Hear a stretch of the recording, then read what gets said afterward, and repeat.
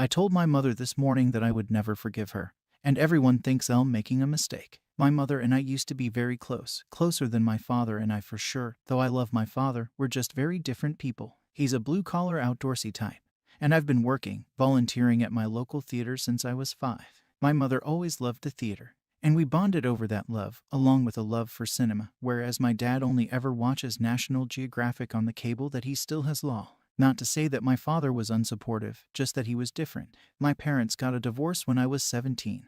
They tried to keep the reasons for it from me, but I eventually found out that my mother had been in a long affair with one of my father's friends. As soon as I found out, I confronted her at her apartment. She pushed me out the door and said she wouldn't talk to me when I'm acting like this, and that is the last time I had spoken to her for years. I still saw her sometimes in public areas, but I left before she could say anything. My dad still says that he doesn't want to be the reason that I lose someone I'm so close to, but I can't stand to look at her anymore, knowing she was doing something so vile for years. The effect that it had on my father is palpable, like his life is over. They had been together since they were 14.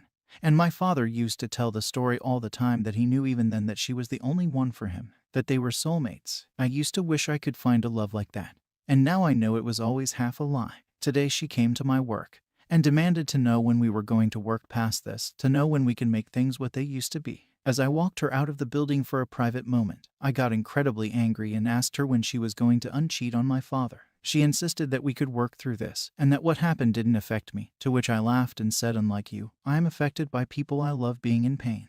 We kept going like that, until I eventually went off on her that we would never be reconciling because I don't want someone of such low class and character in my life. She didn't take it well, to put it frankly, and when I went back inside she was still sobbing in her car. Part of me feels bad, but the rest of me feels that maybe now she understands that she fucked up. My dad and friends are upset with me and say that I shouldn't push her away for my own sake, but she's a collection of painful memories now, and she had her chance to tell her side. She didn't want it.